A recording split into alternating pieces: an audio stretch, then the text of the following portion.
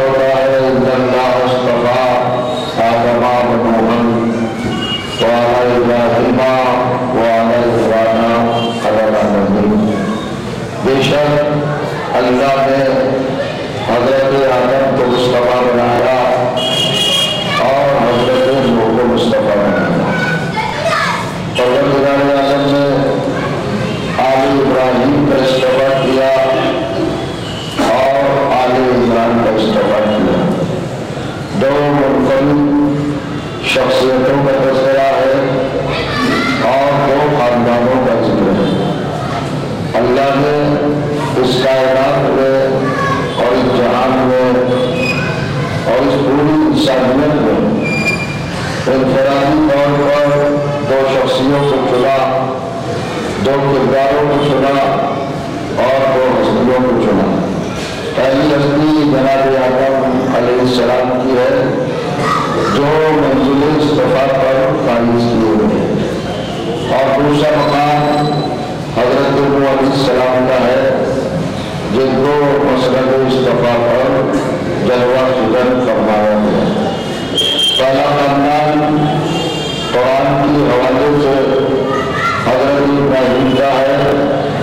جس کے ایک ایک فرد کو اور ایک ایک شخصیت کو اللہ نے مصطفیٰ بنایا.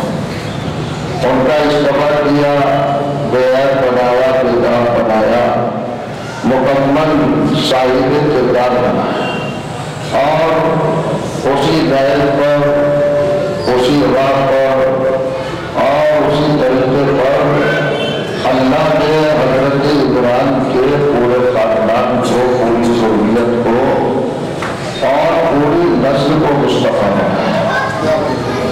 پھر ارشاد ہوتا ہے کہ یہ ہمارا اصطفیٰ خالی ایک محلے کا اصطفیٰ نہیں ہے، بستی کا اصطفیٰ نہیں ہے، یا ایک شہر کا چناؤ نہیں ہے، بلکہ علم عالمی، یہ یونیورسل انتخاب ہے، یہ کائناتی اصطفیٰ ہے، یہ عالمی تعین ہے۔ ہم نے ساری کائنات میں اور سارے عوالم میں عالم کی جمع ہے، عالمی ایک یونیورس نہیں، ایک ایشور نہیں، ایک جہاں نہیں، یا ایک کائنات نہیں، بلکہ کائناتیں، تمام عالمین پر ہم نے چنا۔ اب آپ ذرا سا غور کریں اپنے لطیف و نفیس ذہنوں پر، ذرا سا دباؤ ڈالیں غور و فکر کے لیے، تدبر و تفکر کے لیے، تاکہ کسی حقیقت تک پہنچنے میں کامیاب ہو سکے۔ قرآن کی آیات ہمارا سہارا ہے، کلام الہی ہمارا بازو پکڑ کر منزل حقیقت تک لاتا ہے۔ اللہ نے 4 تذکرے کیے، پھر مرتبہ سماعت فرما لیں۔ اِنَّ اللَّهَ اصْطَفَىٰ آدَمَ، اللہ نے آدم کو مصطفیٰ بنایا، وَنُوحًا اور نوح کو مصطفیٰ بنایا، وَعَلَىٰ إِبْرَاهِيمَ اور آل ابراہیم کو مصطفیٰ بنایا۔ لیکن جب آل عمران پہ آیا تو ان کی اصطفاء کو محدود نہیں رکھا، بلکہ عالمی بنایا، یعنی حضرت عمران اس ذات گرامی کا نام ہے، اس ہستی مقدس کا نام ہے، اس وجود محترم کا نام ہے کہ جس کی آل، جس کی اولاد، جس کی ضروریت، جس کی فطرت اور جس کی پوری نسل عالمی ہو، کہیں ایک جگہ محدود نہ ہو، عالمی ہو۔ اور کہیے گا حضرت آدم عالمی نہیں ہے، توجہ دیجیے گا، حضرت آدم کے اختیار کا دائرہ، حضرت آدم کی اصطفاء کا دائرہ، حضرت آدم کے کمالات کا دائرہ، اقتدار کا دائرہ، تصرف کا دائرہ، کنٹرول کا دائرہ، قانون بلوا اور وسائل کا دائرہ کیا ہے؟ تو چلیے قرآن ہی سے پوچھتے ہیں۔ ارشاد ہوتا ہے، برابر میں آیت پڑھ رہا ہوں، سورہ بقرہ دوسرا سورہ آیت نمبر 30، ارشاد ہوا، اذ قال ربک انی جاعل فی الارض خلیفہ، ہم زمین پر خلیفہ بنانے والے ہیں، زمین میں خلیفہ بنانے والے ہیں۔ فی الارض یعنی آدم کو فی الارض خلیفہ بنایا گیا ہے، فی العالمین خلیفہ نہیں بنایا گیا۔ اس کا مطلب یہ ہے کہ آدم کی خلافت، آدم کا انتخاب، آدم کا چناؤ اور آدم کی ذاتی گرامی کا پھیلاؤ محدود ہے، لمیٹیڈ ہے، اور غیر سیمت ہے، حد کے اندر ہے۔ آپ کی خلافت کہاں تک ہے؟ فی الارض، جہاں تک زمین ہے وہاں تک حضرت آدم کی خلافت ہے۔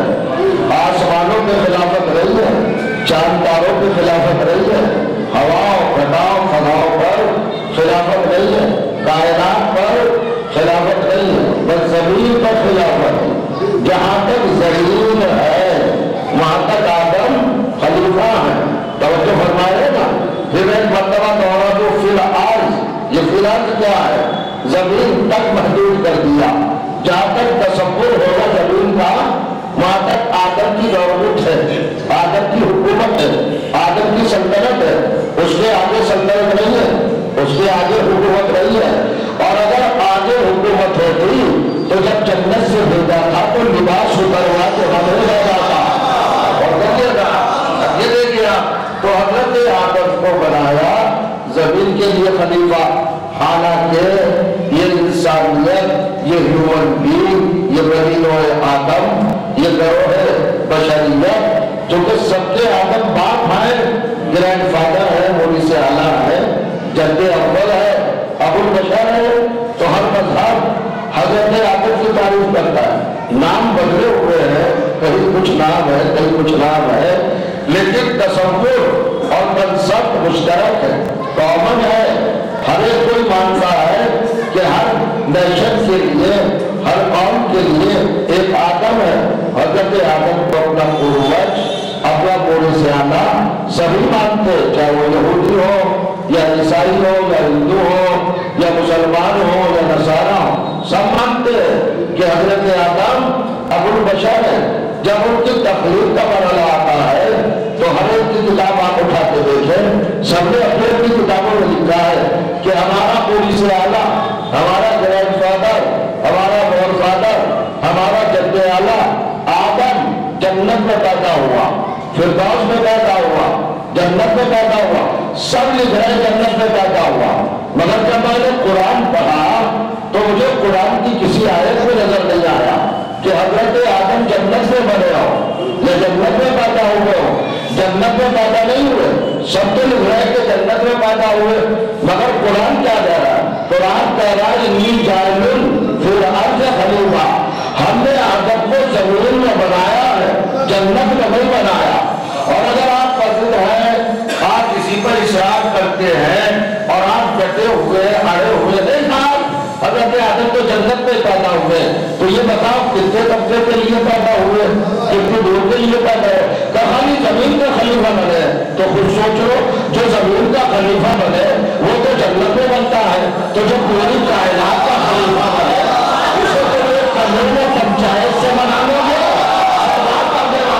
محمد پر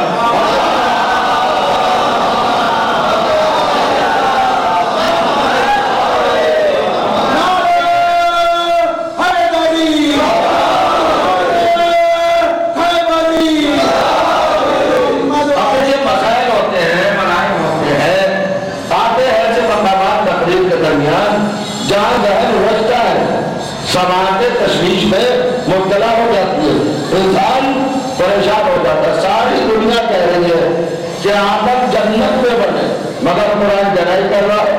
قرآن کہہ رہا ہے فی الارض۔ ارے بھائی اللہ کو یہ کہتے ہوئے کیا بڑی شادی تھی معاذ اللہ کہ انی جاعل فی الجنت میں خلیفہ، میں جنت میں خلیفہ بنا رہا ہوں۔ اللہ نے کہا فی الارض خلیفہ، تو حضرت آدم تو جنت میں بنے نہیں، حضرت آدم تو زمین میں بنے ہیں۔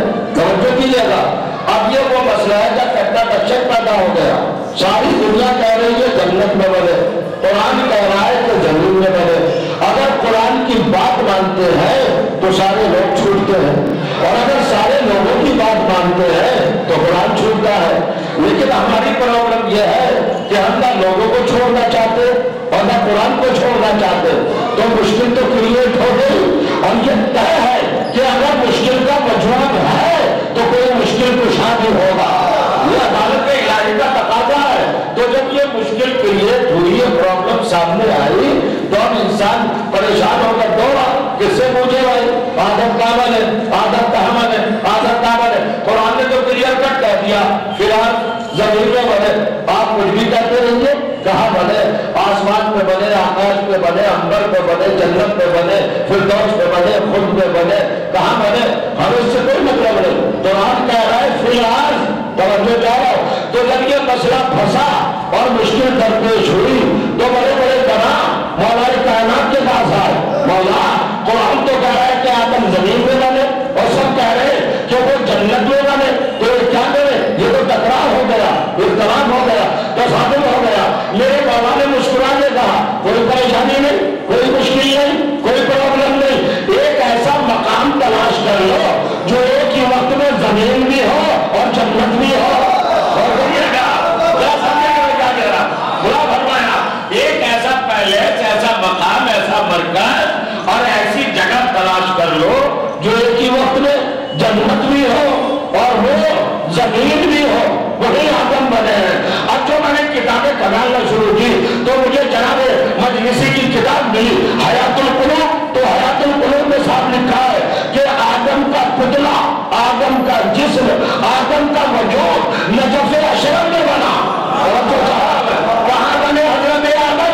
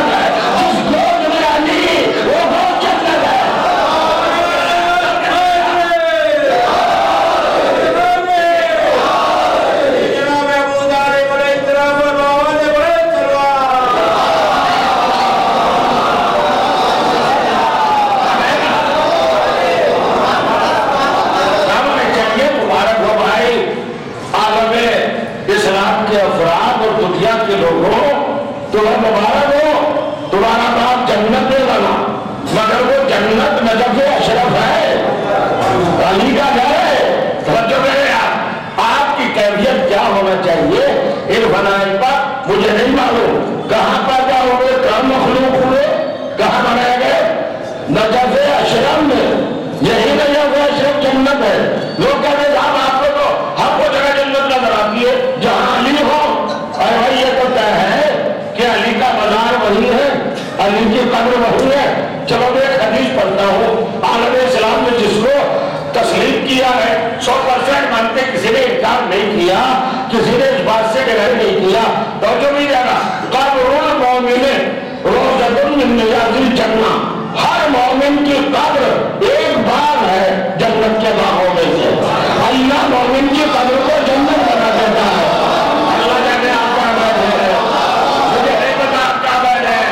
ارے بھائی جب آرگومنٹ ہوتا ہے، جب استدلالی کیفیت ہوتی ہے، جب سندیں پیش کی جاتی ہے، جب پروف گزارے جاتے ہیں، جب دلائل دیے جاتے ہیں، تو عقل کی بنیاد پر، سچائی کی بنیاد پر پیش کیے جاتے ہیں۔ تو اگر دل میں انصاف ہے تو انہیں تسلیم بھی کرنا چاہیے۔ ہم نے کہا آدم کہاں بنے؟ لوگ کہتے جنت میں بنے۔ اللہ کہہ رہا ہے نہیں زمین میں بنے۔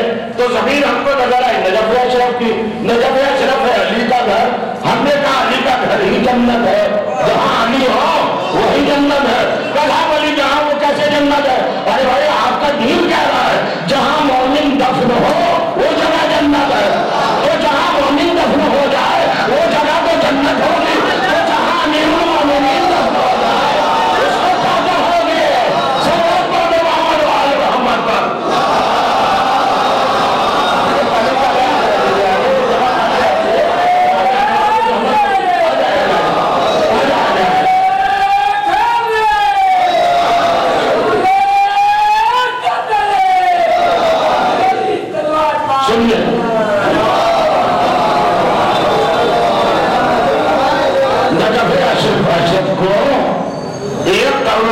تصور نہ کرو، ایک قبرگاہ تصور نہ کرو، یہ الہی جنت ہے، یہ پروردگار عالم کی جنت ہے۔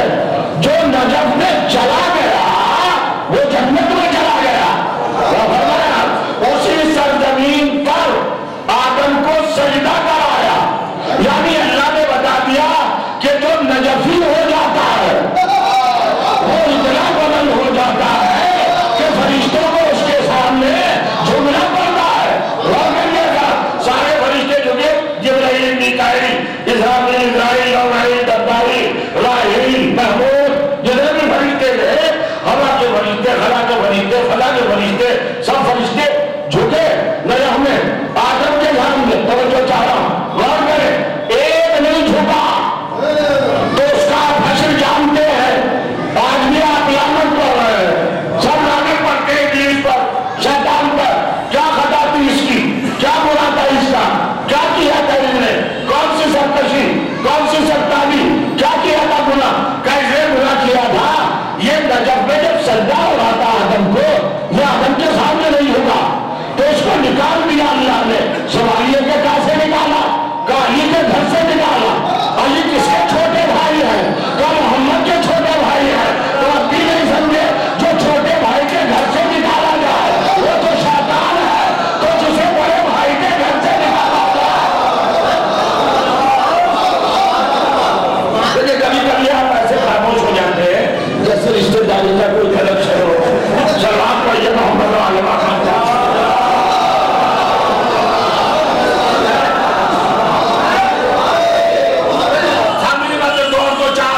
چھوٹے بھائی کے گھر سے جو نکالا گیا اسے کیا کہہ کے دیا قرآن نے؟ شیطان، ملعون، مردود۔ تو جو بڑے بھائی کے گھر سے نکالا جائے چلیے کر کے اس کو کیا کہیں گے؟ نہیں سوچا، نہیں بول دیا آپ نے۔ اب اور پڑھیے اور دیکھتے رہیے۔ میں عرض یہ کر رہا تھا کہ اللہ نے حضرت عمران کی اولاد کو کیا اسٹیٹس دیا، کیا منزل دی، کیا مقام دیا؟ استفاء، اقتدار، تصرف، کنٹرول، غلبہ، قابو، رسائی، پہنچ۔ توجہ کریں آپ، کہاں تک ہے علی عمران؟ العالمین۔ بہت غور کریے گا، میں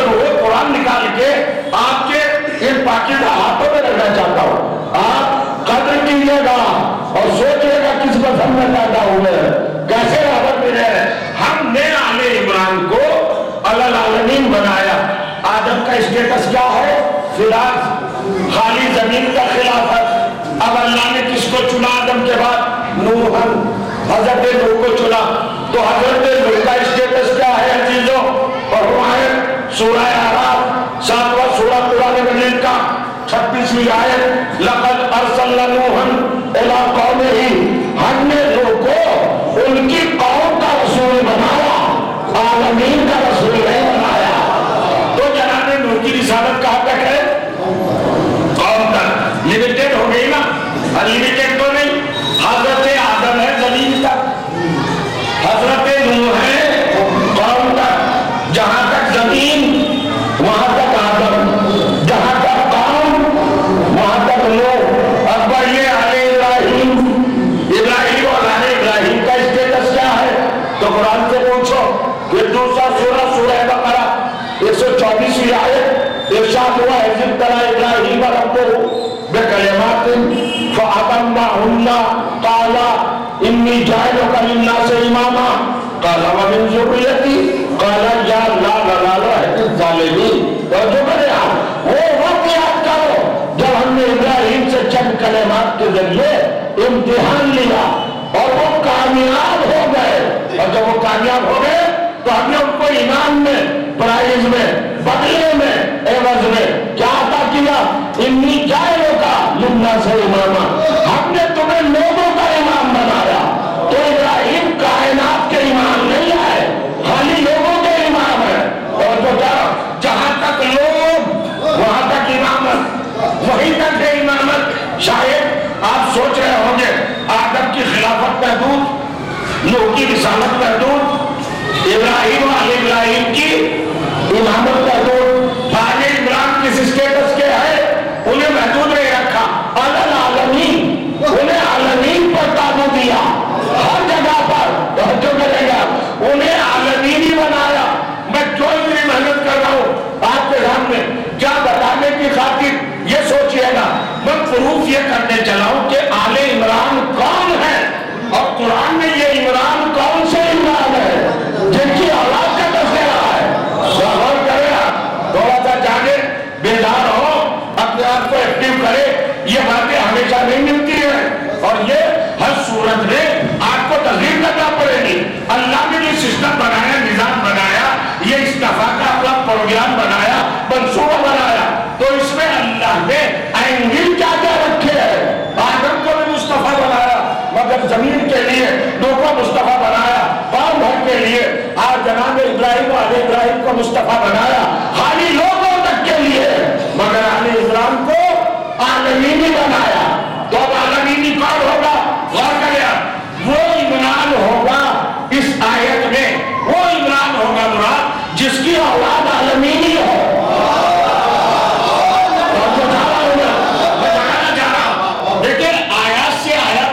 جاؤں گا اور آپ کے ذہنوں کو معطر کرتا جاؤں گا.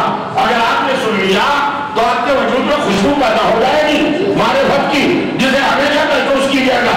اب عمران کون ہے صاحب؟ عمران کون سے عمران ہے؟ یہ کہ جس کی اولاد عالمینی ہو. تو عالمینی تو آدم بھی نہیں، وہ سب کے بعد ہے. عالمینی تو نوح بھی نہیں، عالمینی تو ابراہیم بھی نہیں. لیکن عمران وہ ہے کہ جن کی اولاد عالمینی. اب عالمینی کو کیسے سمجھے؟ تیار ہو گیا تو اب قرآن سے پوچھو کہ عالمینی کیا کیا چیزیں ہیں، کتنی ہستیاں اور کتنی اشیاء عالمینی ہیں. تو نماز تو پڑھتے ہیں الحمدللہ، ہم سب مسجد ہے، گھر میں پڑھتے، مسجد میں پڑھتے، جماعت میں پڑھتے ہیں. ہم نیت کے بعد فوراً کیا کہتے ہیں؟ نیت باندھنے کے بعد اعوذ باللہ من الشیطان الرجیم بسم اللہ الرحمن الرحیم الحمدللہ رب العالمین. تو پتہ چلا عالمینی سب سے پہلے اللہ ہے، وہ رب ہے جو محدود نہیں ہے، لمیٹڈ نہیں ہے، سیمت نہیں ہے. اللہ کیا ہے؟ اللہ کا ٹائٹل کیا ہے؟ اللہ کا لقب کیا ہے؟ اللہ کی پہچان کیا ہے؟ رب العالمین. الحمدللہ حمد ہے اس اللہ کے لیے جو عالمین کا رب ہے. عالمین کا مطلب جانتے ہو؟ اللہ کے علاوہ جو بھی کچھ ہے وہ عالم ہے.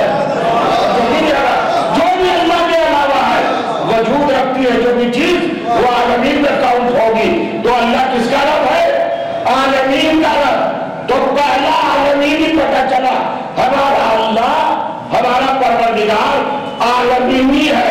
अब दूसरा आलमीनी बताओ, दूसरा आलमीनी है सूरह अंबिया, कुरान मजीद का 21वां सूरा, 7वीं आयत, वमा अरसलनाका इल्ला रहमतल लिल आलमीन।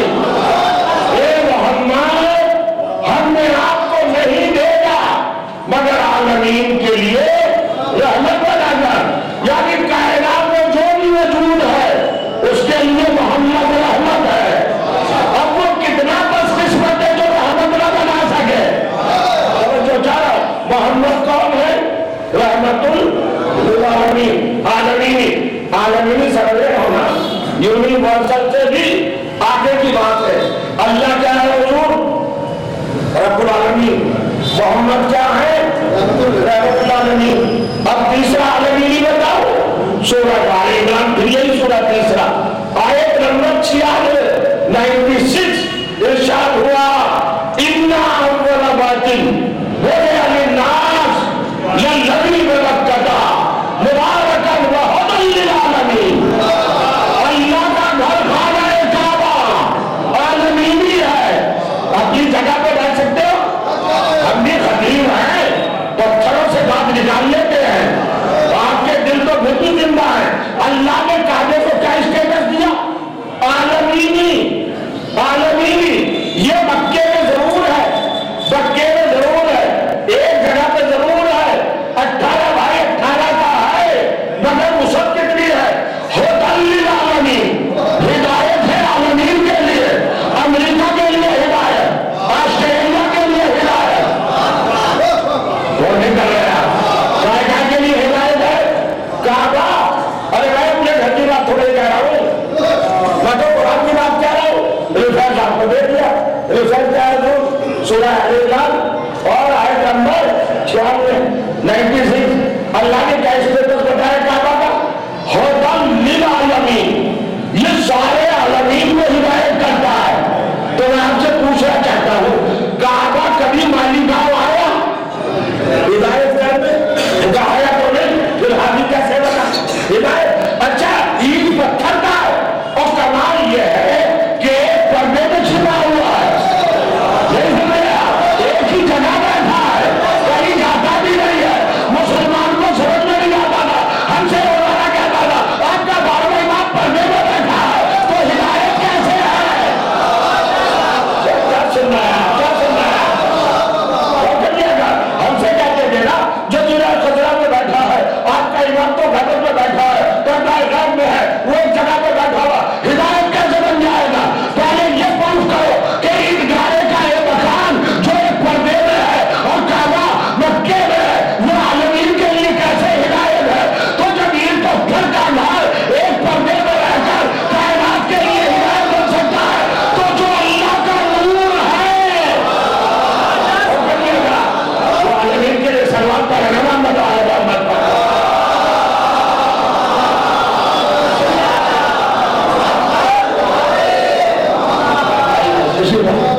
सलवात पढ़े मोहम्मद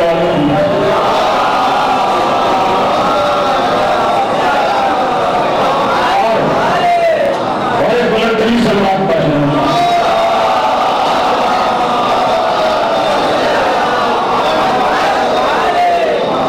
थोड़ा सा कभी कभी आप ब्रेक जो लगा लेते हैं ना, वो थोड़ा सा कशवाट में डाल देता है। तो सुना आपने, इन्ना अव्वला बैतिन बुरिया लिन्नास लल्लज़ी बबक्कता मुबारकन व हुदन लिल आलमीन। अब ये क्या हुआ था? आलमीन के लिए हिदायत।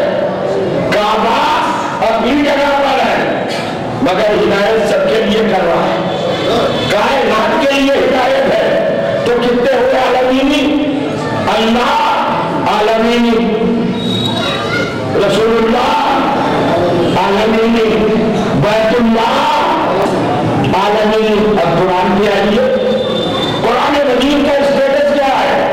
ये किताब कैसी है? ये तौरात नहीं है जब मनसूख हो जाए, ये जबूर नहीं है जिसकी वैलिडिटी खत्म हो जाए, और कहिएगा ये इंजील नहीं है जो ईसा के जाने के बाद अपनी हैसियत खो बैठे। ये कुरान है, इसे जाना है कयामत तक। سورہ تبارک پڑھیے. تبارک الذی نزل الفرقان علی عبدہ لیکون للعالمین نذیرا. جو چاہا قرآن عالمینی یعنی قرآن ہے کتاب اللہ عالمینی. تھکے تو نہیں, مطمئن تو نہیں ہوئے, خستہ تو نہیں ہوئے. اب سنیے اللہ نے کیا کہا, ان اللہ اصطفیٰ آدم و نوحا وعلی ابراہیم وعلی عمران علی العالمین. ان چار مصطفیٰوں میں آدم, نوح, آل ابراہیم, آل عمران. عالمینی کون ہے؟ جو جاؤ, آدم تو نہیں ہے, وہ تو فراز ہے. نوح تو نہیں ہے, وہ تو اہل مقام ہے. ابراہیم علیہ ابراہیم تو نہیں ہے, وہ تو للناس ہے. تو اب عالمینی کون ہو؟ تو عالمین کے چار سیمپل دیے, اللہ عالمینی, رسول اللہ عالمینی, بیت اللہ عالمینی اور کتاب اللہ عالمینی. اب جس کا بیٹا عالمینی ہو وہی بات تو عمران ہوگا, وہ تو عمران ہوگا نا جس کی اولاد کو اللہ چن رہا ہے. اب مجھے کائنات میں تلاش کر کے بتاؤ کہ ان چاروں سے رشتہ کس کا ہے؟ اللہ عالمینی, رسول اللہ عالمینی, کتاب اللہ عالمینی, بیت اللہ عالمینی. کون ہے جس کا ایک ہی وقت میں چاروں سے رشتہ ہے؟ اور اگر تمہیں نہ ملے تو ہمت سے بتا رہا ہوں, اکیلا میرا مولا علی ہے جس کا ایک ہی وقت میں چاروں سے رشتہ ہے, اللہ سے بھی, رسول اللہ سے بھی, بیت اللہ سے بھی, کتاب اللہ سے بھی. آپ کہیں گے کیسے؟ سنو, وہ ایسے کہ دنیا میں آیا تو نفس اللہ بن کے آیا, پیدا ہوا تو کعبے میں ہوا, آیا تو رسول کی گود میں آیا, آیا تو قرآن پڑھتا ہوا آیا.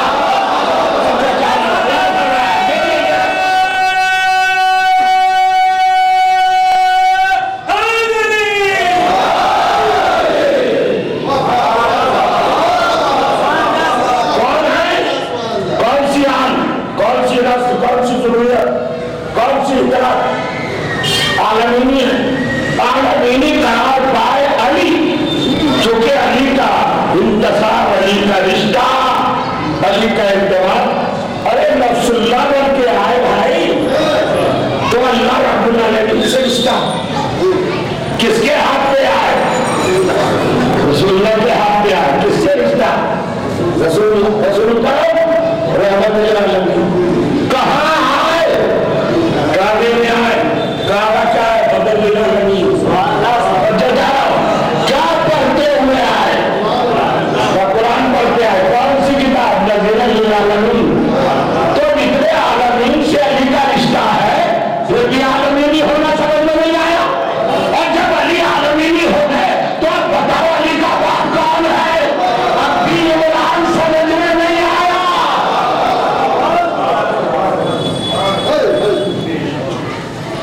کتنا بڑا آپ یہ خاموشی کا مظاہرہ کیا, اتنی محنت کو آپ نے اس طرح اپنی مدعے میں لگا دیا. چاچی سمجھ میں نہیں ہے کہ بتائیے کیوں خاموش ہوئے آپ, کیوں بریک لگایا, اتنی محنت کی کہ کون ہے بھائی؟ 4 استعفا ہو گئے, 4 انتخاب, چاروں کو منفرد بنایا سپیریئر اللہ نے. آدم کو, نوح کو, آل ابراہیم کو اور آل عمران کو. آدم کو محدود کیا, نوح کو محدود کیا, ابراہیم علیہ ابراہیم کو محدود کیا, عمران کی آل کو محدود بنایا. تو میں یہی تو بتانا چاہ رہا ہوں کہ وہ عمران کون ہے. اب میں سے بتا رہا ہوں کہ عمران سے مراد ابو طالب ہے, چونکہ عالمین اکیلے علی ہے. تو علی کس کا بیٹا ہے یہ تو بتاؤ. تو جس کا بیٹا علی ہے اسی باپ کا تو حق ہے کہ اللہ اسے مصطفیٰ بنائے. اور اللہ جسے مصطفیٰ بنا لے اس کے لیے کسی مسلمان کو حق نہیں ہے جو اس پر کوئی objection کرے, اس پر کوئی انگشت نمائی کرے, اس پر کوئی الزام لگائے. کمال ہے نا, توجہ کرے آپ, سب کا کلمہ سمجھ میں آ گیا مسلمان کو. اور وہ تعلیم میں نہیں پڑھا, یہ تو جا کے اللہ سے رہیے کہ جس نے کلمہ نہیں پڑھا تھا اس کی اولاد کو اتنا بڑا اسٹیٹس کیوں دیا. جب معاذ اللہ آیا, جب اخلاص تک کردار میں, پرسنالٹی میں, شخصیت میں, وجود میں, ہستی میں اگر کوئی خامی, کوئی کمی اور کوئی نقص تھا تو اولاد کو تعظیم کیوں بنایا؟ اب چلیے اور آگے بڑھیے. حضرت نوح کیا ہے ذات؟ الہ قوم ہی. اب آگے بس توحید ختم. حضرت نوح کی رسالت کو اللہ نے محدود کیا, لمیٹڈ. کیا کہتے ہیں اس کو؟ لمیٹڈ. حضرت نوح کی رسالت ہے لمیٹڈ. دیکھیں آپ, لقد ارسلنا نوحا الی قومه, ہم نے قوم کا رسول بنایا ہے, عالمین کا نہیں. لیکن جسے لمیٹڈ بنایا, اب اس کا بھی اسٹیٹس دیکھیے آپ. سنت الہیہ جو گروپ پیش کر رہا ہوں قرآن مجید سے, وہی تو 2500 برس کی عمر کے خاتمے تک جب پہنچے, 9.5 برس تبلیغ کی. تبلیغ بھی انتھک تبلیغ, تابڑتوڑ تبلیغ, پتھر کھائے, زخم اٹھائے, لہو لہان ہوئے, زخمی ہوئے, بے جان ہوئے, پتھروں میں دبے, کافروں نے مردہ جان کر پتھروں کے ڈھیر میں چھوڑ کر چلے جانا غنیمت سمجھا کہ مر گیا. جو اللہ کی طرف بلاتا تھا, لیکن پھر دوسرے دن دیکھا اسی پوری طاقت کے ساتھ, تازہ ترین حیثیت کے ساتھ, پھر وہی اللہ کی طرف بلا رہے ہیں, آؤ میرے وحدہ اللہ شریف رب کی طرف تبلیغ کریں. کافر حیرت میں یہ کیا ہو رہا ہے؟ 950 برس تبلیغ کی. کتنی تبلیغ کی؟ 950 برس. کس نے؟ معصوم نے, رسول نے, مکرم نے. تو آپ تو سوچ رہے ہو 950 برس, 9.5 گھنٹے نہیں, 1.5 گھنٹہ مجلس پڑھتا ہوں. آپ نے دیکھا ہے 1.5 سے ذرا 950 برس کو کر کے اس کو دکھا دیے, ملائیے 950 برس کی تبلیغ. ہماری 1.5 گھنٹے کی مجلس میں 2-4 منٹ تبلیغ کے آ جاتے ہوں گے, ایک کر رہا ہے 950 برس تبلیغ.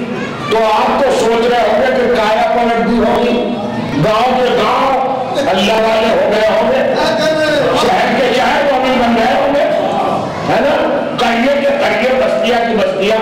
اب پوچھئے قرآن سے کہ حضرت نوح نے تبلیغ کی تو رزلٹ کیا نکلا؟ رزلٹ نکلا ما آمنوا بہ الا قلیل. حضرت نوح پر ایمان لانے والے بہت تھوڑے تھے, اور جب بہت تھوڑوں کی تشریح دیکھی, ڈیٹیل دیکھی, تو 3 روایتیں ملی, 2, 3, 7. اور کہیے گا اور بھی روایتیں ہوں گی, مگر 3 روایتیں ملی, 2, 4, 7. یہ اتنے مسلمان ہوئے, کمال کر رہے. ایک معصوم 950 برس تبلیغ کرے تو رزلٹ میں کیا نکلے؟ میں تو زیادہ نہیں مانوں گا, 2 والی مانوں گا. 2 کو مومن بنایا. ایک روایت اور ملی مکتب اہل بیت میں کہ جی نہیں, صرف ایک مومن بنا. تو ایک طرف 950 برس, ایک طرف ایک مومن. تو جو کیجیے گا آپ ذاکر سے, خطیب سے, مولوی سے, پیش نماز سے, مقرر سے, وائز سے, مبلغ سے یہ توقع رکھتے ہیں کہ وہ 1.5 گھنٹے پوری قوم کو مومن بنا دے. حضرت نوح نے 950 برس تبلیغ کی, ایک مومن بنا. لطافت ہے, شہ لطیف ہے کلام میں, کرامت ہے, نازکی ہے. تو سن لے پروردگار, اس کا مطلب یہ ہوا کہ تیرے نبی نے, نبی اللہ نے 950 برس تبلیغ کی اور بنا پلیٹ مومن. مالکہ والے بتاؤ حضرت تو کامیاب ہے نا کامیاب؟ رزلٹ بتاؤ, کامیاب یا ناکام؟ 950 برس لگا دیے اور ایک مومن بنایا تو کچھ تو کہتے ہیں ناکام ہے. نہیں, کامیاب ہے. 950 برس لگے, ایک مومن بنا. اللہ نے قرآن میں لکھ دیا ما آمنوا بہ الا قلیل. اس پر صرف ایک ایمان لایا. کیوں لکھا؟ تاکہ زمانہ جب پڑھے تو مومن کی عظمت کو سمجھے کہ جب معصوم ہستی کے 950 برس خرچ ہوتے ہیں تو تب ایک مومن پیدا ہوتا ہے. کس طرح خدا سماعت فرما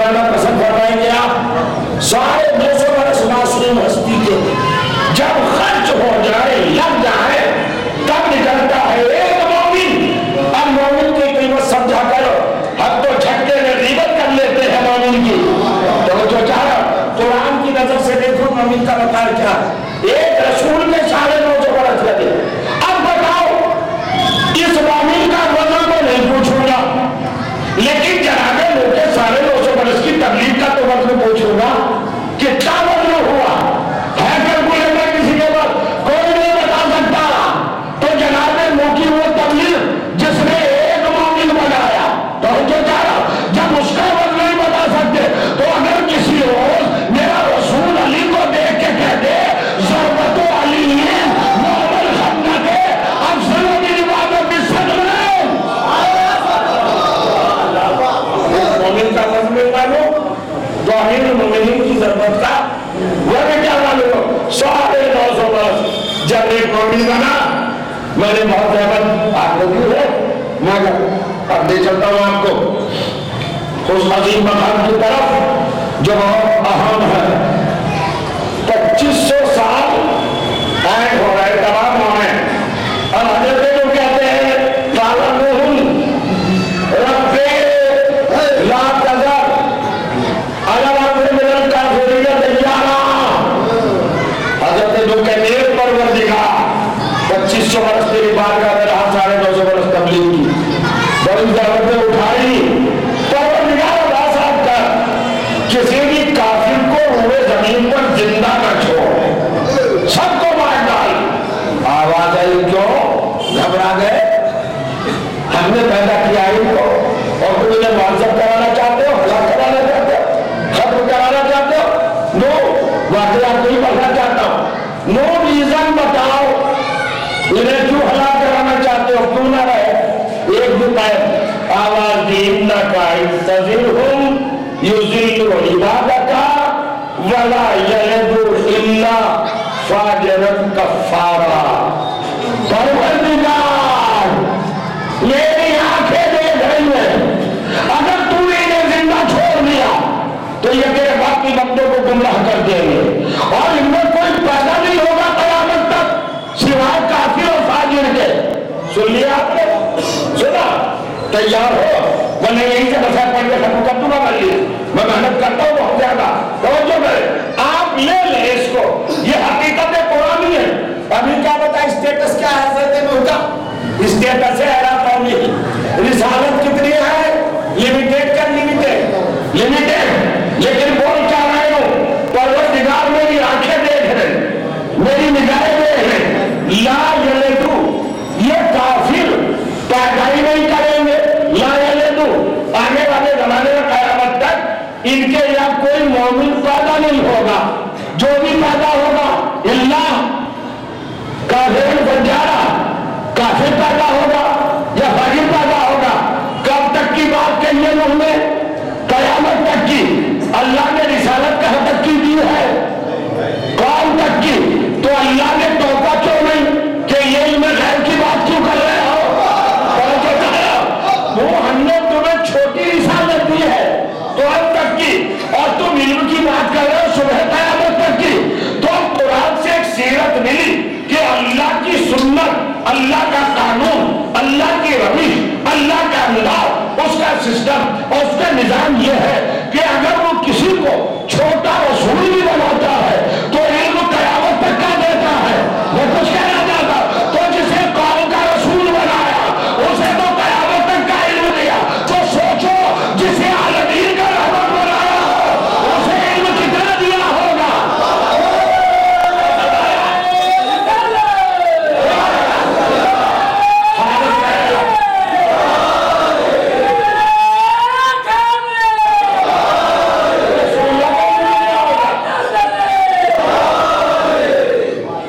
جسے عالمین بھی بنایا ہو اس کا علم کتنا ہوگا.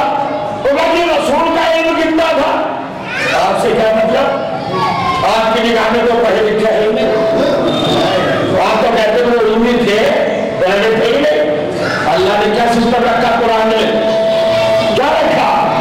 تو اگر جسے رحمت للعالمین بنایا ہو وہ عالمین کے ذرے ذرے تک پہنچے گا کیسے اگر ذرے ذرے کا علم نہ اور جو چاہ رہا ہے وہ بتایا. تو رسالت کا آپ کا علم کیا بتائیں گے؟ کون بتا سکتا ہے؟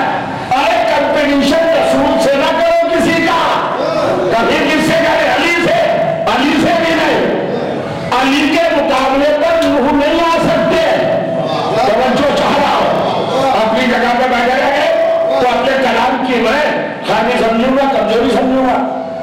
आज़ादी दूंगा।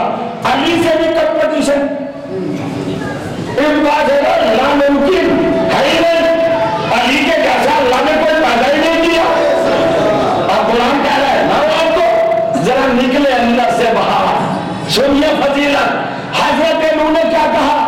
परवरदिगार मेरी आंखें देख रही हैं, मेरी निगाहें देख रही हैं, तूने जो मुझे रिसालत दी है उसकी ये दोनों आंखें देख रही हैं कि कयामत तक इनमें कोई मौमिन पैदा नहीं होगा। और बहू अली से मुकाबला करोगे? अल्लाह जाने कहा है ना, अरे उन्हें लाओगे जिन्हें ठीक से कलमा भी पढ़ना नहीं आता। अली के मुकाबले को उन्हें लाओगे जो जिंदगी भर शक में गुजार दी। समझिएगा, जिनका ना रिसालत पे शक ना अल्लाह पे यकीन, ना तौहीद पे यकीन, ना रिसालत पे यकीन, उन्हें अली के मुकाबले बनाओगे। क्या कानून है? मेरी आंखें देख रही, मेरी आंखें, मेरी आंखें, मेरी नजर। अब अली का इल्म आज जनाबे नूह के मुकाबले पर नहीं लाया जाएगा कंपटीशन में। और कह दूं ना खुलकर, वो बात इतनी सी है कि जो काम हजरत नूह की निगाहें करती है वो काम अली की जुल्फ़ां करती है।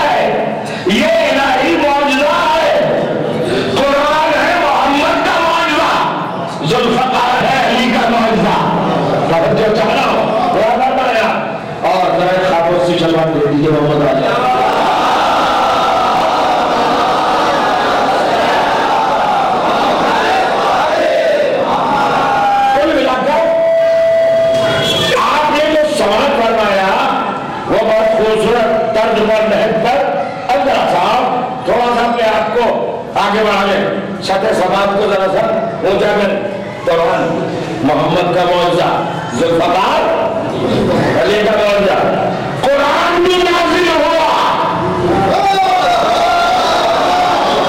ज़ुल्फ़कार भी नाज़िल हुआ। और जो कह रहा हूँ, क्या फरमाया? ये मौजज़े है, अली का मौजज़ा है। ज़ुल्फ़कार अल्लाह की तरफ से एजाज की शक्ल में आई है। कब आई है? लोगों को तारीख का ही दो तीन चीजें के सामने पढ़ूंगा। कुरान है रिसालत बात का मौजज़ा, ज़ुल्फ़कार है अली का मौजज़ा। अब समझिए, कुरान मजीद के हर रुख को अल्लाह ने मौजज़ा बनाया, हर पहलू को, हर आयत मौजज़ा, हर लफ्ज़ मौजज़ा, हर सदर मौजज़ा, हर सूरा मौजज़ा, कुरान का हर पाठ, हर हिस्सा मौजज़ा, पूरा मौजज़ा। सारे मौजज़े कौन बताए? चले एक मौजज़ा बता दूं आज आपको, जरा सुनिएगा।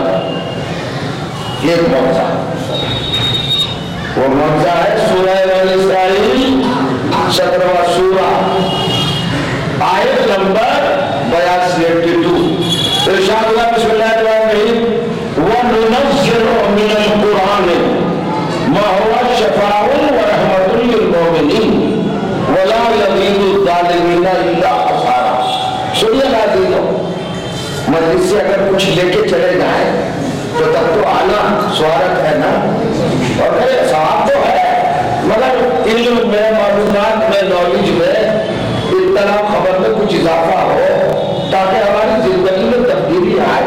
ये तो मकसद है मजलिस का, ताकि ईमान में और मजबूत हो, अमल में, किरदार में और मजबूत। समझिएगा क्या कहा अल्लाह ने? वो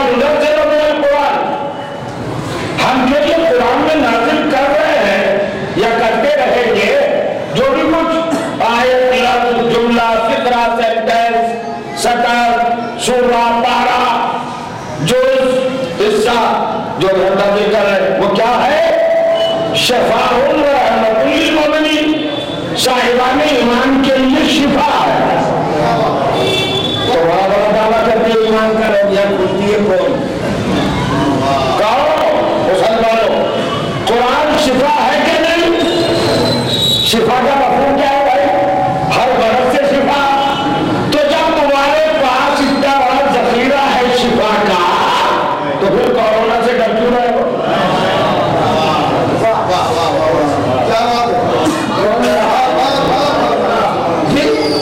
یہ بیماریوں سے ڈر کیوں رہے ہو؟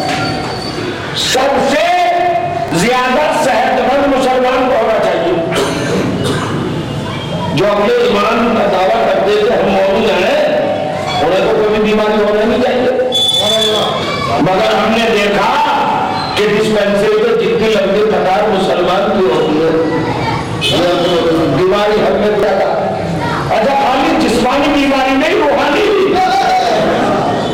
جتنا نفاق، منافقت مسلمان میں ہے کسی اور قوم میں ہے ہی نہیں۔ جتنا حسد، جتنا عناد، جتنا خوف، جتنی جلسی، سوء ظن، سوء تفاہم، بدگمانی، اس نے یہ کہہ دیا ہوگا، انہیں یہ کہا ہوگا، ہر وقت بیماری میں مبتلا ہے۔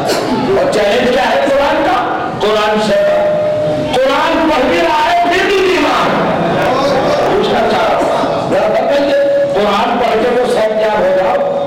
مسلمان کو تو ہینڈسم ہونا چاہیے، سب سے زیادہ مضبوط ہونا چاہیے، سالڈ ہونا چاہیے۔ ساری بیماریاں مسلمانوں میں ٹھیک۔ قرآن نے کہا وَنُنَزِّلُ مِنَ الْقُرْآنِ مَا هُوَ شِفَاءٌ، ہم نے قرآن کو شفا بنا کے نازل کیا۔ ٹھیک، کیا بنا کے نازل کیا؟ شفا بنا کے اور رحمت بنا کے۔ کس کے لیے؟ مومنین کے لیے۔ پھر دوسرا رخ دکھایا، وَلَا يَزِيدُ الظَّالِمِينَ إِلَّا خَسَارًا، لیکن یہ ظالموں کے لیے نقصان ہے۔ قرآن کیا ہے؟ ظالموں کے لیے نقصان، مومنوں کے لیے فائدہ۔ اب ایک عجیب سا روح قرآن کا آپ سے مطالعہ کرا دوں، پورے قرآن میں دیکھ جائیے، مومن کے مقابلے پر جب اس نے غلط کرداروں کا ذکر کیا تو تین گروپ رکھے سامنے، مومن کے مقابلے کافر، مشرک، منافق۔ اور جو چاہا ہر جگہ مومن کے مقابلے پر یہی تینوں خبیث آ رہے ہیں۔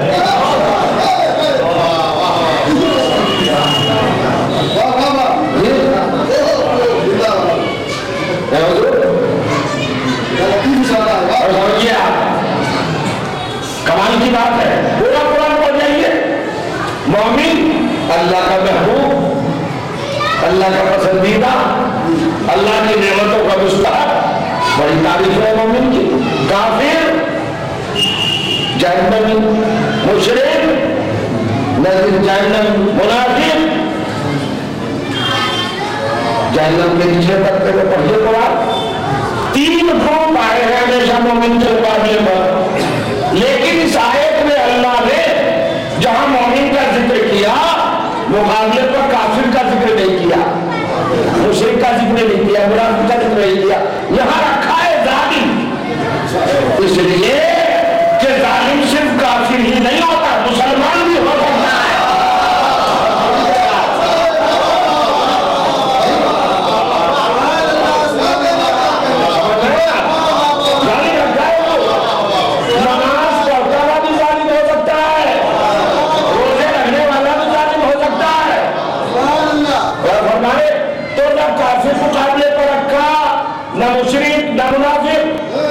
اگر کسی کو بھی لگتا ہے تو دو گروپ کہتے ہیں ہم بچ گئے، وہ پھنس گیا۔ اللہ نے رکھا ظالم، اب ظلم جہاں بھی توجہ چاہ رہا۔ تو اب قرآن کا معجزاتی پہلو کیا ہے؟ مومن کو فائدہ اور ظالم کو نقصان۔ سنیے، عقیدے بنانا آسان، ایمان کا ڈھول پیٹنا آسان، بغلے بجانا بہت آسان۔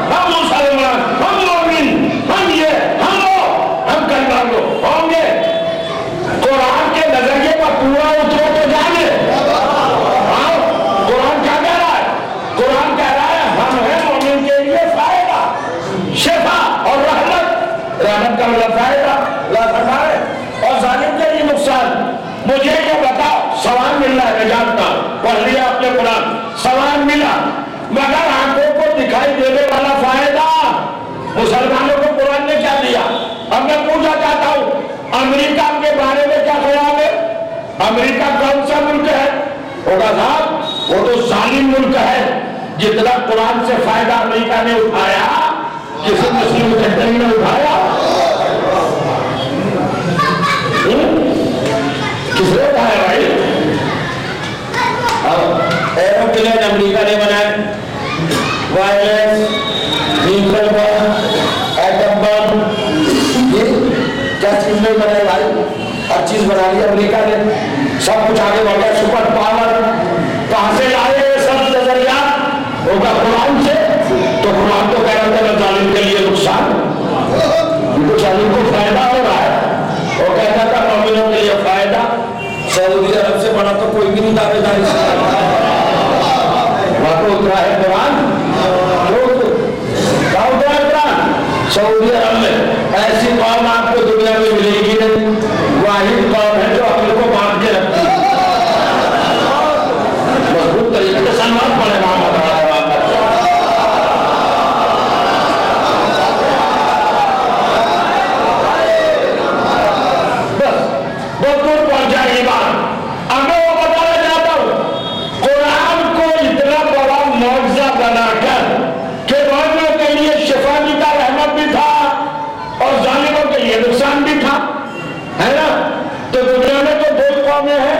یا مومن یا ظالم. ظالم میں سب آ گئے، کافر بھی، مشرک بھی، منافق بھی. اپنے راستے سے ہٹے ہوئے. ہر ایک کوئی صراط مستقیم سے جو ہٹ گیا وہ ظلم کی فہرست میں آ گیا. تو ظالم کو سارے بلینک کیریکٹر، سارے ظالم سب ظالم ہو گئے. اب دو ہی حصوں میں بٹی ہے دنیا، یا مومن یا ظالم. قرآن کا اعلان ہے کہ ہم مومن کے لیے فائدہ، ظالم کے لیے نقصان ہے. نا یہی کہ ہاں یہی ہے، مگر نظارہ تو الٹا نظر آ رہا ہے.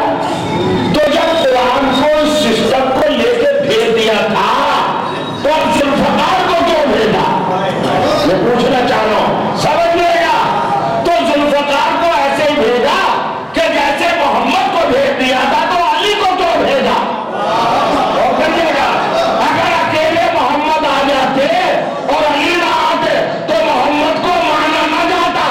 اور اگر اکیلا قرآن آ جاتا اور ذوالفقار نہ آتی تو قرآن ثابت نہ ہوتا. انگریزی لاہوری مجھے صاحب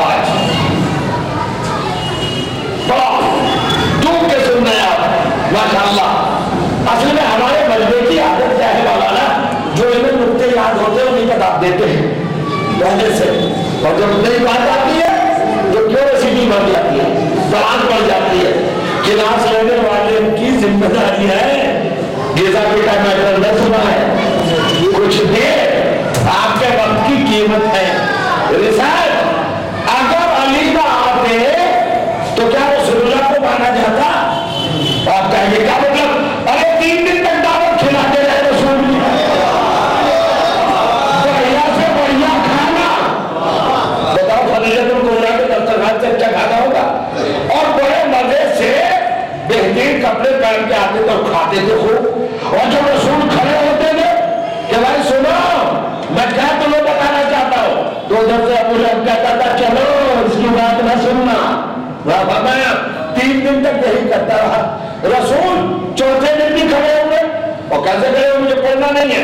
نبی نے کہا انی رسول اللہ الیکم جمیعا، میں ساری کائنات کی طرف تم سب کی طرف اللہ کا رسول بن کے آیا ہوں. ابو لہب اینڈ کمپنی نے وہی کھڑے ہو کے کہا ہم نہیں مانتے، ہم نہیں مانتے، ہم نہیں مانتے، ہم نہیں مانتے. چیلنج کر رہے ہو عمر سے. پیغمبر 40 سال کی عمر میں کہتے رہے میں رسول میں رسول میں رسول. کفر کہتا رہا نہیں نہیں نہیں نہیں ہم نہیں مانیں گے. اور کریے گا. لیکن جب چوتھے دن علی کھڑے ہوئے کیسے گواہی دیتا ہے آپ رسول ہے، اسی دن سے کنورژن شروع. اسی کے بعد سے مسلمان بنے ہیں. محمد کے کہے کو نہیں مانا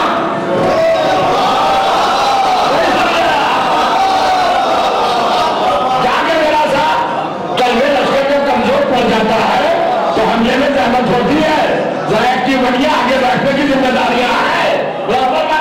کمال کی بات ہے.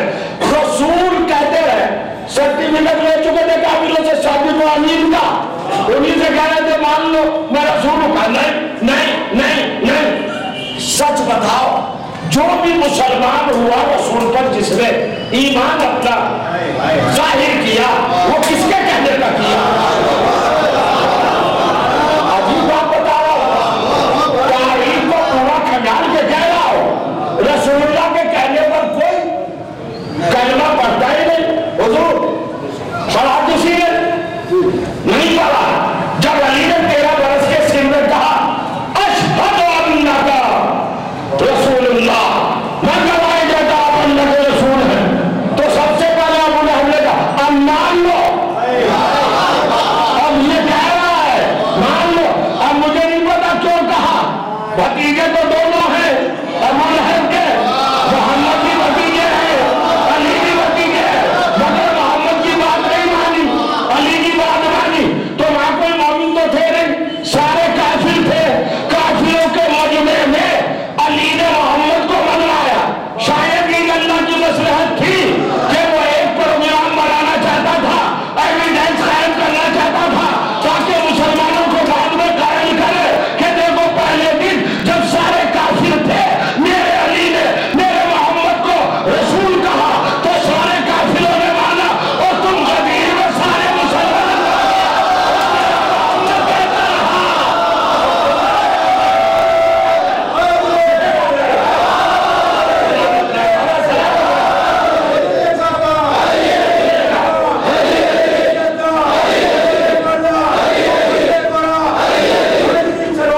ماشاء اللہ.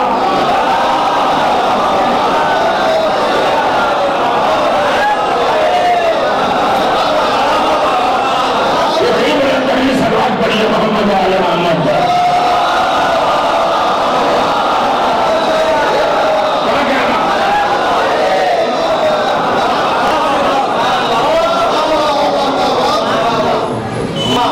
اب سلامت رہے.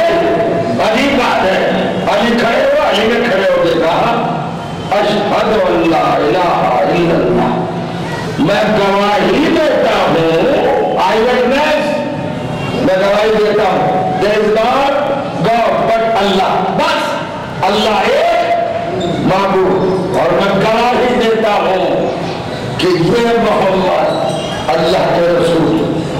کس کے کہے کا معنی سمجھے؟ یہ کھانا کھا کہتے ہیں مسلمان رسول کے ہیں, سارے علی کے ہو. یہ علی کا صدقہ ہے.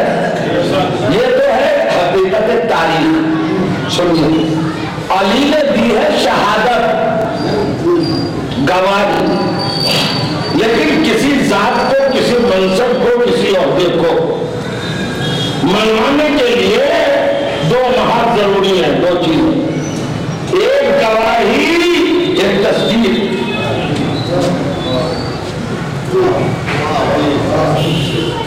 ایک گواہ ہوتا ہے اور ایک ویریفائی کرتا ہے, تصدیق.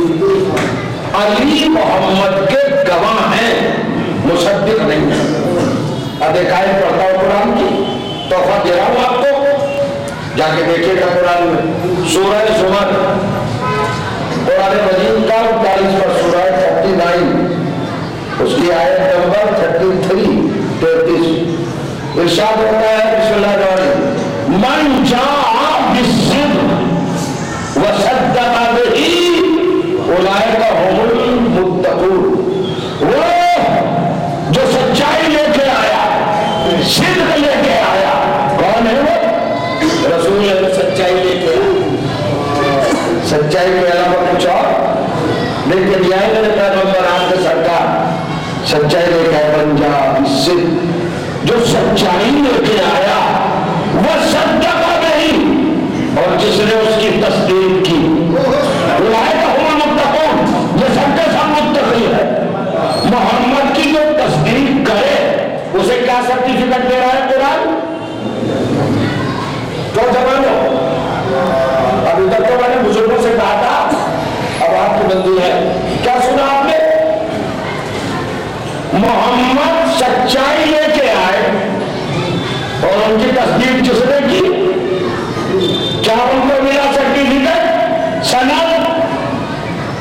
اولئک هم المتقون، متقی کب بنتا ہے؟ سنیے اب جاگیے، 1.25 گھنٹے کے ٹائم میں آگے جاگیے، اب جاگے چکے، اب میں آپ کو وہ روح بیان دینے جا رہا ہوں جو رزلٹ کی حیثیت رکھتی ہے اور نتیجے کی حیثیت رکھتی ہے۔ اللہ نے کیا کہا سورہ زمر میں 39ویں سورہ کی 33ویں آیت میں محمد کا تعارف کہ یہ صدق لے کے آئے اور جنہوں نے ان کی تصدیق کی، صدقہ بھی، جنہوں نے ان کی تصدیق کی وہ کون ہے؟ اولئک المتقون، متقی ہو گئے نا۔ اللہ نے کہا نا متقی، اور متقی کا بنتا ہے، یہ پوسٹ ہے بھائی، یہ درجہ ہے عمل کا، کردار کا۔ پوری دنیا انسانوں کی، انسانوں میں مسلم بہتر، مسلمانوں میں مومن بہتر، مومنوں میں متقی بہتر۔ جو متقی ہوگا وہ مومن ضرور ہوگا، جو مومن ہوگا وہ مسلمان ضرور ہوگا، جو مسلمان ہوگا وہ انسان ضرور ہوگا۔ اللہ فرمایا اگر ایک کوئی آتی کہے بھائی میں مومن ہوں تو اس سے آپ پوچھیں گے مسلمان ہو گئے؟ کوئی اگر یہ کہے میں مسلمان ہوں اس سے پوچھو گے تم کے انسان ہو یا نہیں بھائی؟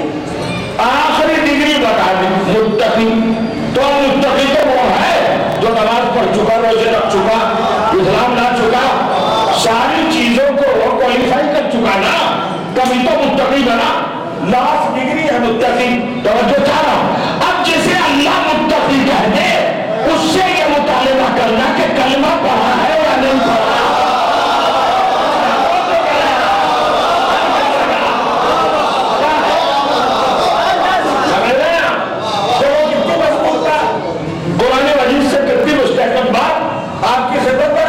کیا ہوا صاحب؟ جو متقی ہو گیا، جسے اللہ نے متقی اناؤنس کر دیا کہ یہ متقی ہے، جو میرے محمد کی تصدیق کر رہا ہے وہ متقی ہے، تو اب اس متقی سے یہ پوچھنا کلمہ پڑھا یا نہیں پڑھا، یا تو یہ اللہ سے ٹکراؤ ہے یا یہ دماغ خراب ہے۔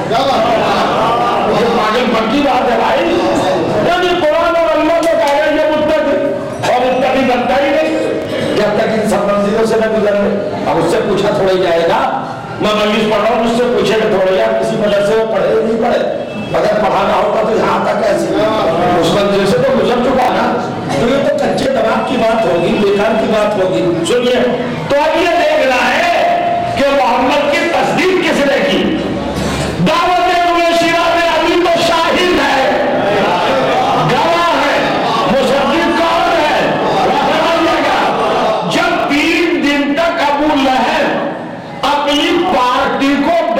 چکا اور کھانا کھاتے ہی تتر بتر کر چکا، بھاگو کھا لیا، اپنا کام ہو گیا، جاؤ بس۔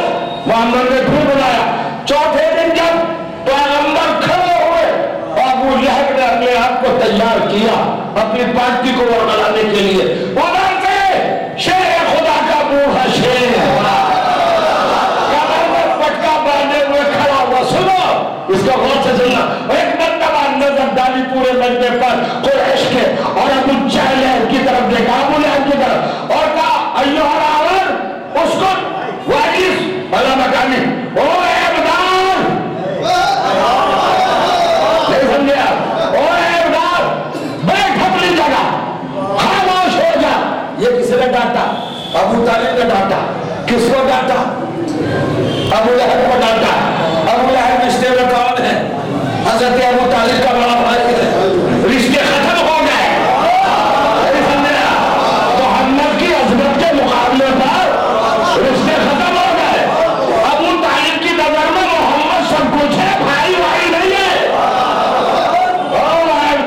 بیٹھ اپنی جگہ، اور بیٹھ گیا، اور پھر کہا لا یقومن احد منکم علی مکانہ حتی یتکلم ابن محمد۔ دیکھو تم میں سے ایک بھی اپنی جگہ سے نہ اٹھے جب تک میرا بیٹا محمد کھڑا ہو کر پوری باتیں نہ کہہ دے۔ مجھے سب نہیں بولنا، ڈاکٹر کو تمام ہو رہی ہے۔ جب سب کو بٹھایا، ڈانٹا اور سب بیٹھ گئے تو کہتی ہے تاریخ نظر آ رہا ہے محمد مڑے اگلے بیٹے محمد کے کالا یا سیدی و مولایا، میرے سید میرے مولا، بلغ رسالت ربی، اور اپنے رب کی رسالت پہنچاؤ. اور جو بھی اس کے بعد کہ انک الصادق المصدق، میں تصدیق کرتا ہوں کہ تم سچے ہو.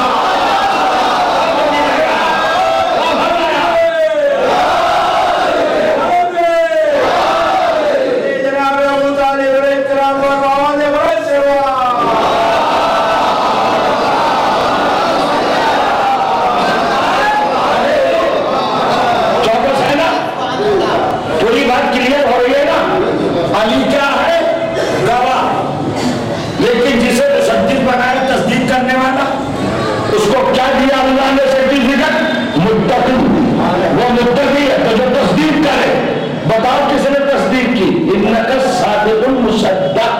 مصدق اس میں فاعل ہے، جب تک کوئی مصدق نہ ہو. تو مصدق کون ہے؟ انا المصدق، میں تصدیق کر رہا ہوں کہ تو اللہ کا رسول ہے. یہ کس نے کہا؟ یہ ابو طالب نے کہا.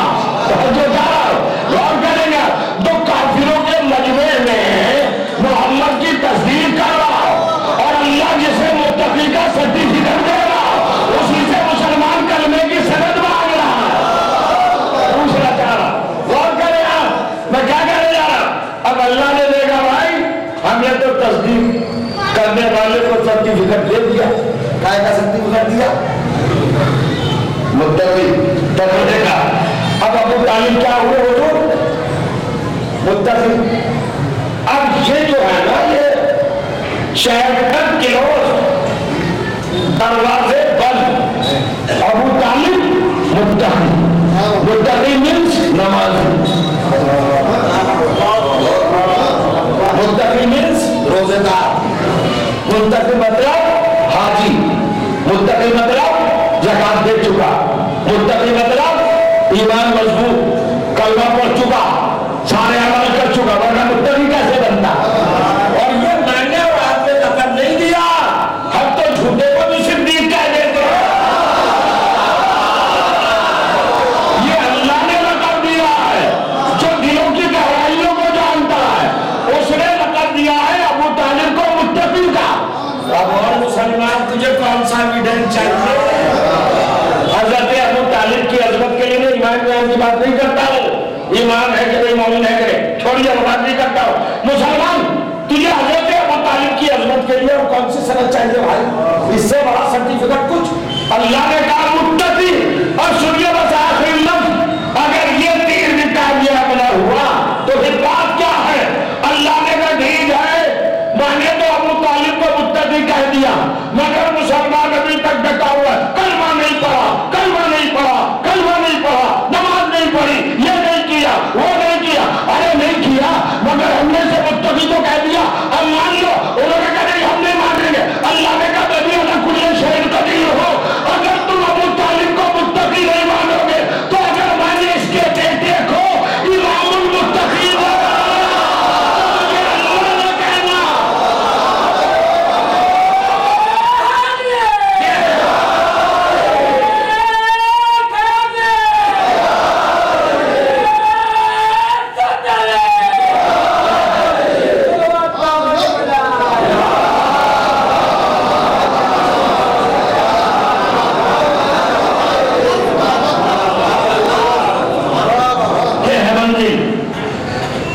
بیٹا کام امام المتقین، باپ کون؟ اولئک هم المتقین. خالی متقی نہیں. وقت ہوتا تو گزارش کرتا. بہت بہت شکریہ عزیزوں آپ کا. احسان ہے آپ سن لیتے ہیں. اس سے خوبصورت اور کیا سماعت ہوگی. ایک ایک لفظ کو، ایک ایک فکرے کو آپ حقیقتوں کے ساتھ دل سے لگاتے ہیں. تو یہ ہماری زندگی کا مقصد ہے، یہ تقاضا ہے. فرش ازاں سے ہمیں بہت کچھ ملتا ہے. معرفت، عرفان، سلیقے، آداب، تہذیبیں. اور پھر وہ کون جس کے پاس اہل بیت جیسے کردار ہو. اس قوم کا دنیا میں کوئی ثانی ہو سکتا ہے جس کے پاس کربلا جیسی دولت ہو. وہ قوم کسی سے پیچھے رہ سکتی ہے. سب سے زیادہ مالدار قوم ہے یہ، اس لیے کہ اس کے پاس دولت کربلا، اس کے پاس نعمت کربلا ہے، اس کے پاس طاقت کربلا ہے. کون سی کربلا؟ جس کو حسین نے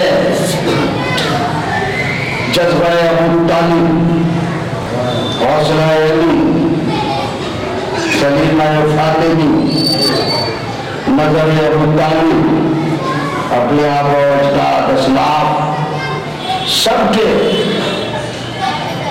ان مسلسل نظام زندگی کو مرتب کر کے جہاں ظاہر فرمایا ہے معجزہ، وہ ہے کربلا.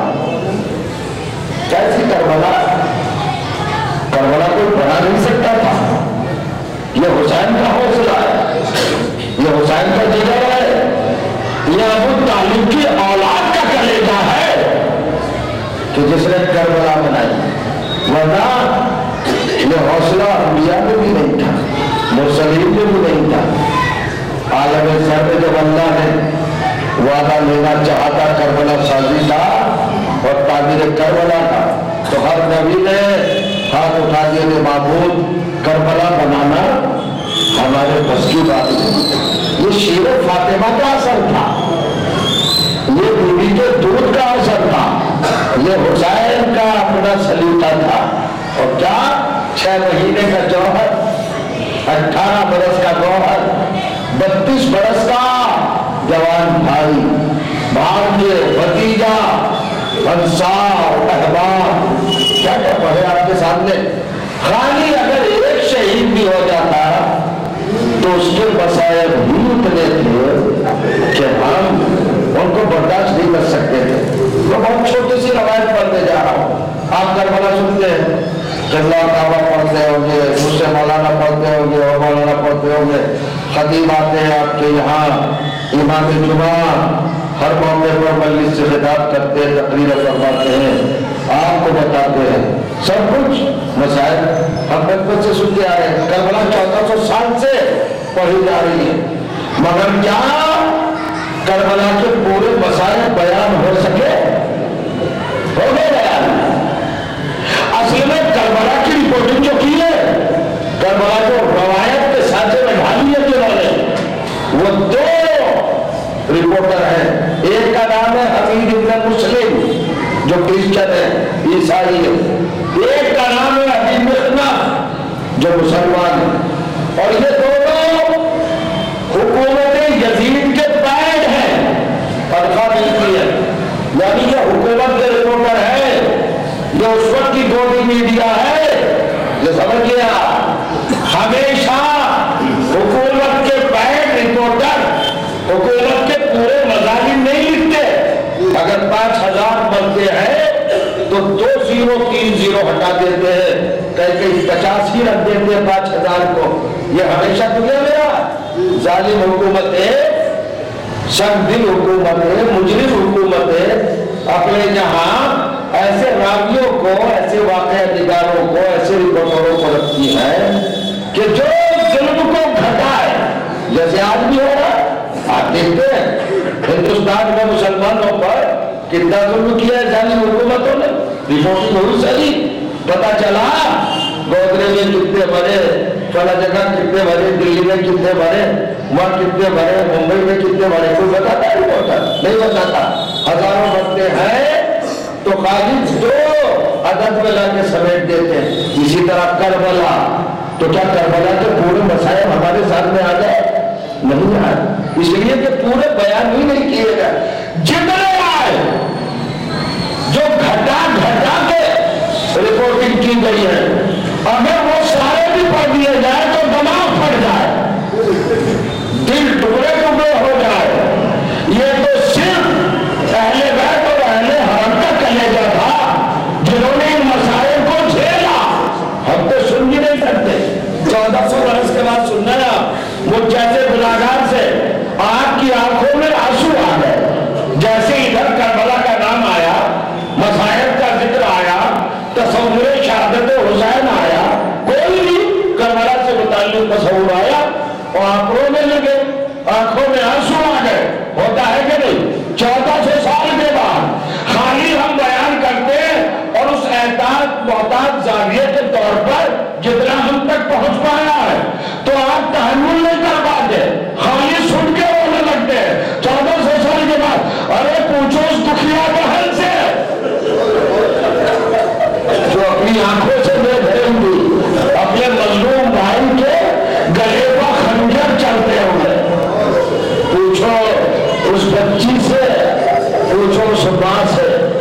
جس کے جگہ پانی کے گلے پر تیر لگا، پوچھو اس مرد سے جس کے بیٹے کے جگر کو دے چھینکا۔ یہ معمولی چیز ہے کربلا۔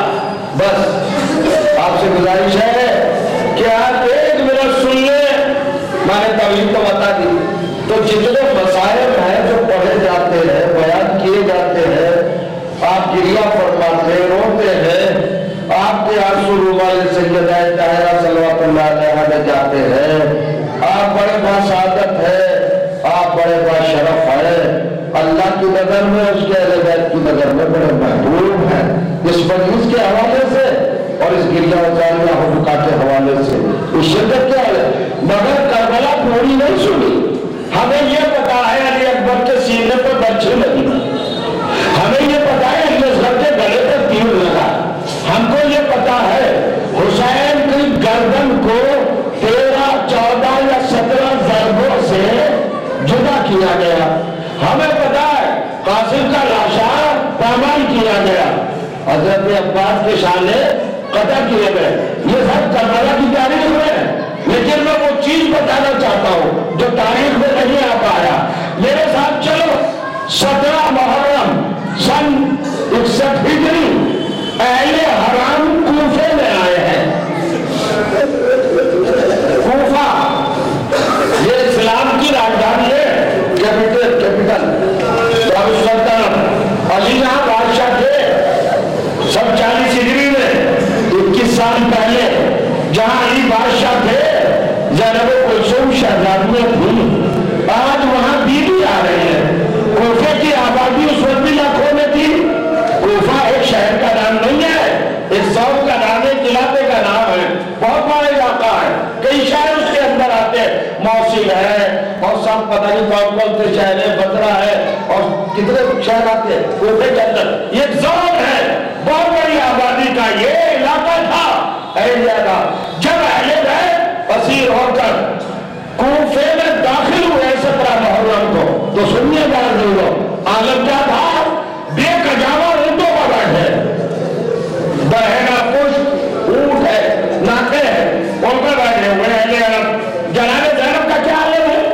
ہاتھ پسے گردن سے بندھے ہوئے، بیوی میں بازوؤں میں رسن بندھی ہوئی ہے، اونٹ آہستہ آہستہ کوفے میں لائے گئے۔ کوفے میں گرد و نواح سے علاقوں سے عورتوں کو بلایا گیا تھا تماشا بین کی حیثیت سے کہ کچھ باغی آ رہے ہیں، ان کو آگے دیکھنا۔ تو راوی لکھتا ہے کہ کوفے کے بازار کی جو دکانیں تھیں اور ان کی سلیب چھجلیاں، ان کے اوپر عورتوں کی بھیڑ تھی اور بھیڑ کا کوئی اندازہ نہیں تھا۔ کبھی کبھی تو یہ گمان ہوتا تھا کہ یہ چھجلیاں کہیں ٹوٹ کے نہ گر جائے۔ ایسے میں انگینت عورتیں۔ اب چلا صاحب قافلہ کیسے چلا؟ جس اونٹ پر زینب ہے اس پر کجاوا نہیں، محمل نہیں، زینب کے ہاتھ پسے گردن سے بندھے ہیں، زانوں پر سکینہ بیٹھی ہے، رخسار نیلے ہیں، کانوں کی لہوں سے خون جاری ہے، کرتے کا دامن جلا ہوا ہے، سکینہ اپنی پھوپھی کی آغوش میں بیٹھی ہے۔ اونٹ چلا، ناکہ تھوڑی دور چلا، سنیے گا، میں نے کہا مسائل نہیں پہنچے ہم تک، بتانا چاہتا ہوں کیا کیا مسائل ہو رہے ہیں، ایک ہی لفظ میں میں استفام کر رہا ہوں، بس آپ غور کر لیجیے گا۔ جناب سکینہ پھوپھی اماں کی گود میں بیٹھے بیٹھے جب محسوس کرتی ہے کہ ناکہ آگے بڑھا اور بیوی کی نظر ان عورتوں پر پڑی جو تماشا دیکھنے آئی تھی، تو دور کھڑی ہوئی ایک عورت کو سکینہ نے دیکھا اور دیکھ کے غور کیا اور پھر اپنی پھوپھی کے ہاتھ پر آہستہ سے دانوں پر ہاتھ رکھا۔ زینب نے کہا سکینہ کیا بات ہے؟ سکینہ لپٹ گئی اور کہنے لگی پھوپھی اماں، میری اچھی پھوپھی اماں، کہاں بتاؤ سکینہ؟ کہ وہ عورت جو کھڑی ہے دور کنارے پر، کہاں بیٹی نظر آ رہی ہے؟ کہ اس کے لیے تو ہے خیر کر دو۔ تیار ہو گئے آپ؟ معصوم عالم کو آوازیں بلند ہونا پسند ہے، یہ آوازیں پھر کبھی اور کام نہیں آئیں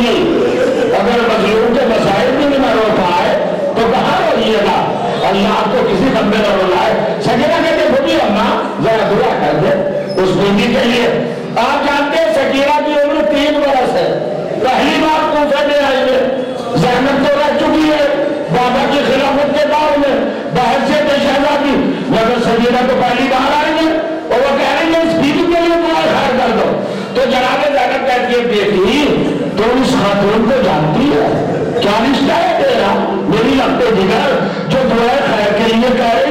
ایسے ہنگام میں ایسے مصیبت کے ماحول میں جب ہمارے ہاتھ بدھے ہوئے ہیں ہمیں دیکھا جا رہا ہے اور سبایا اہل رسول کہا جا رہا ہے, لوگ تماشا دیکھنے آئے ہیں. آج ہم غربت کے عالم میں ہے, آج ہمارا عباس نہیں ہے, آج ہمارے سر پہ حسین کا سایہ نہیں ہے. علی کی بیٹی آئی ہے.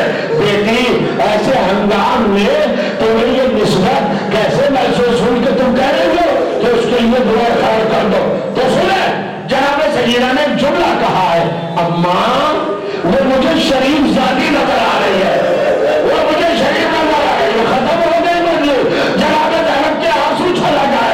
بیٹی یہ بھولی بھولی باتیں کر رہی ہو, تم اسے شریف کہہ رہی ہو, وہ ہمارا تماشا دیکھنے آئی ہے. شریف کہتے تو بھی اللہ میں ایک بات دلیل ہے کہ وہ شریف ہے کہ سکینہ دلیل لو تو دلیل سن لو سر دیکھ لو. جناب سکینہ کہتی ہے تو بھی اماں اس کے ہاتھ میں پتھر نہیں ہے. مطلب کیا تھا؟